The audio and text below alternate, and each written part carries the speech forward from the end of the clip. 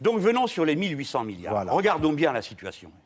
Lorsque un pays, est-ce que oui ou non cette crise est une crise terrible? Est-ce que 5 millions de chômeurs, ça n'est pas... Et là je parle que de ce qui est enregistré comme tel à Pôle emploi, parce que je pourrais rajouter le temps contraint partiel, etc. C'est pas nécessaire parce que c'est notre prochain thème, donc je vous laisse Oui, terminer les oui, 1800 mais c'est milliards. très important. Voilà. Là, et c'est un très bon thème. Bien.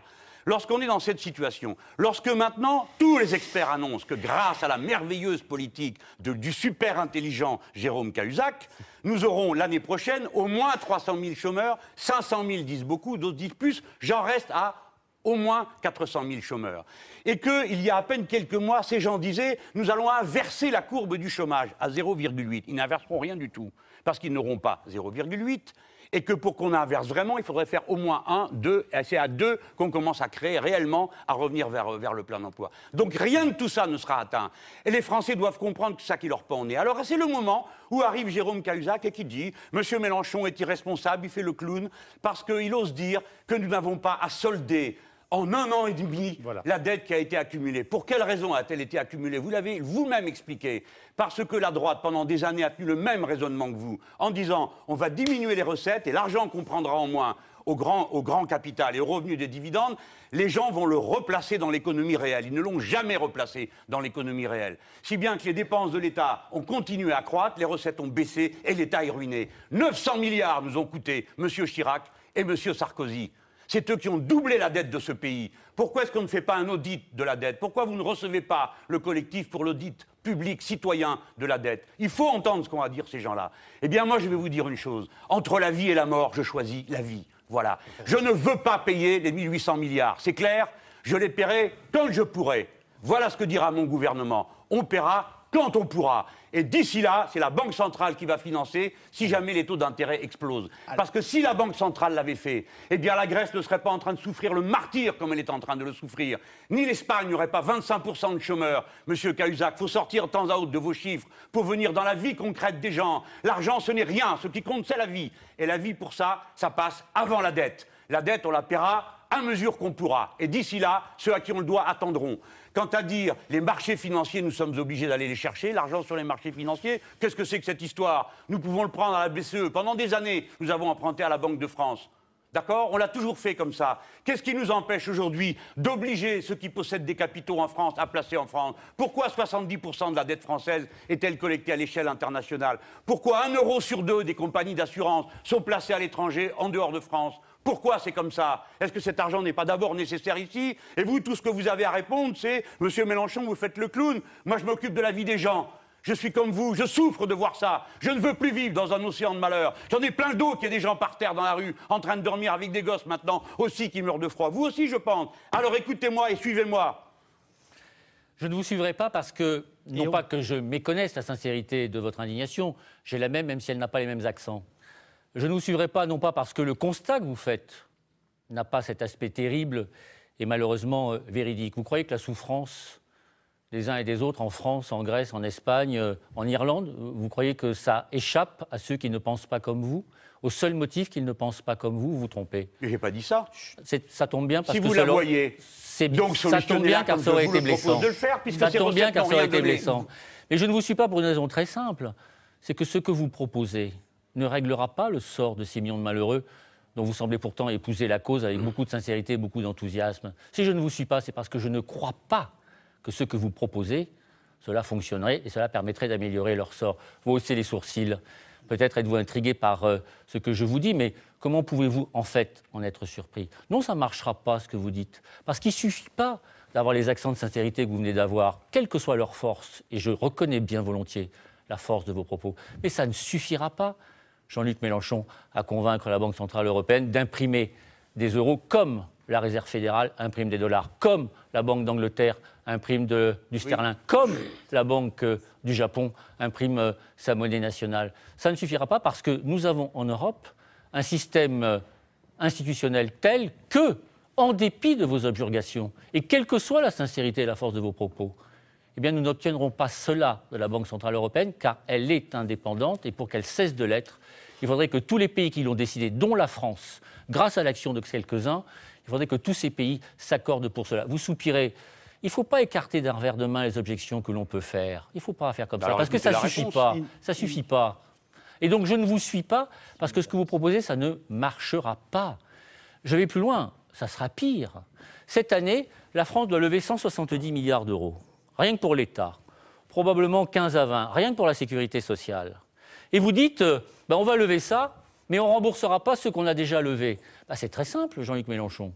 Si jamais un jour vous êtes Premier ministre, j'ai cru comprendre que vous en aviez un jour formulé l'intention. Oui. Si un jour vous êtes Premier ministre et que vous dites, moi Premier ministre, je dis, la France elle remboursera plus sa dette. Mais il se trouve que cette année, j'ai besoin de 170 milliards, et je les obligerai à me les prêter. Ceux qui ne veulent pas, je les obligerai à me donner. Mais vous n'obligerez rien ni personne. La Banque de France a été créée en 1801 et jusqu'en 1974, ça fait quand même du temps, oui, elle finançait l'État sans intérêt. Sans intérêt.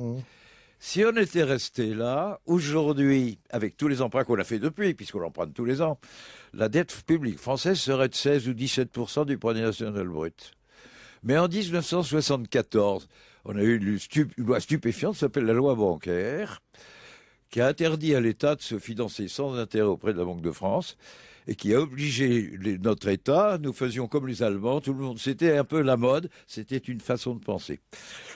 On a obligé les États à aller se financer sur le marché financier privé à 4 ou 5%. Et du coup, notre dette, elle est maintenant à 90-91% du produit national brut. C'est un peu effrayant. La note s'est moins augmentée du surplus post-Lehman Brothers que j'évoquais tout à l'heure. Ce qui veut donc dire d'abord que l'humanité a vécu quelques siècles en se finançant à l'œil et sans avoir de crise de la dette souveraine. Ça donne des idées tout de même. Quand on sait que les banques centrales américaines a, depuis ça, pour éviter la récession, fait bien plus que tous les autres, en prêtant 1200 milliards de dollars en plus des 700 milliards du plan Obama officiel, à 0,01% d'intérêt aux banques en difficulté, les banques qui nous avaient mis dans la difficulté, mais qui étaient elles-mêmes, trouvaient leur argent pour s'en sortir à 600 fois plus cher le loyer de l'argent que la pauvre Grèce, et même à 300 fois plus cher que nous. Qu'est-ce que c'est que ce jeu imbécile ?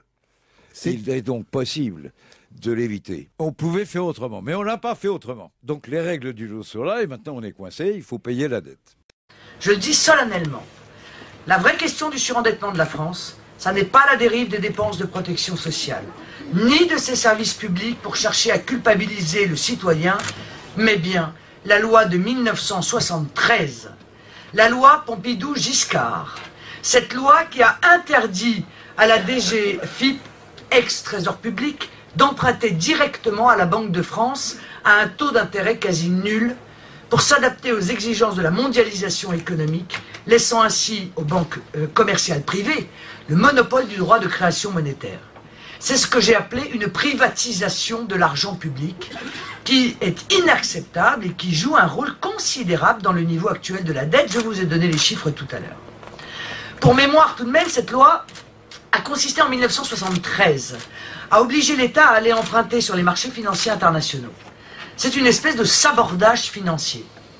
Cette interdiction de financer l'État fut complétée par l'indépendance de la Banque de France, accordée en août 1993 par le gouvernement d'Édouard Balladur. Et les différents traités européens confirmeront cette double orientation, puisque l'article 104 du traité de Maastricht est devenu l'article 123 du traité de Lisbonne en 2008. En l'absence du levier de la croissance économique pour susciter des recettes fiscales puis des excédents budgétaires, la seule variable sur laquelle un État souverain peut agir est la monétisation de la dette, afin de repartir du bon pied. Dans l'éthique économique de mon projet, le secteur privé se finance sur le marché privé et l'État se finance auprès du service public. Autre thème qui vous titillait un petit peu, c'est celui de la guerre d'échange et plus singulièrement entre deux rives du Pacifique, entre les côtes japonaises et les côtes américaines. Oui, c'est un problème important parce que, si vous voulez, le Japon, quand même, la troisième économie du monde, les États-Unis, la première économie du monde, et ces deux pays sont aujourd'hui engagés dans une guerre d'échange. Alors, en un mois, on a vu le yen passer de 82 yens à peu de choses près pour $1 à 87,5, 88 yens. Bon, ça veut dire qu'il y a une dépréciation du yen d'environ 5% en un mois. Et c'est parfaitement cohérent avec la politique que le nouveau Premier ministre, M. Abe, veut mettre en œuvre. Okay. Et il l'a dit. Donc c'est une volonté politique japonaise. Ah oui, tout à fait. Il veut une dévaluation du yen de 20%. Aujourd'hui, on voit à différents signes que la Réserve fédérale veut ralentir cette dévaluation du yen. Elle sait très bien qu'elle ne peut pas complètement s'y opposer, mais qu'elle veut ralentir et d'une certaine manière, elle a les moyens de menacer relativement le Japon, ne serait-ce qu'en rachetant des titres japonais de manière à faire remonter le yen. Donc on voit qu'il y a un bras de fer de ce point de vue-là important, et l'importance de ce problème réside dans le fait que cette question monétaire échappe complètement d'abord aux institutions internationales. On voit très bien que le G20 n'a pas son mot à dire, échappe complètement aux institutions européennes et démontre par ailleurs, et c'est un point important pour les autorités de la zone euro, qu'une dévaluation relativement significative peut être un instrument de relance. Or, là-dessus, on voit que les autorités de la zone euro restent aveugles et sourdes à ce qui se passe. Oui, et en plus, cette dévaluation qu'on voit du yen n'en est peut-être qu'à ses débuts, Jacques. On a fait un petit calcul ce matin. Le yen reste 15% au-dessus de son niveau moyen des 10 dernières années, malgré la chute des dernières semaines. On est encore 15% au-dessus. Tout à fait. Il y a et du potentiel de baisse.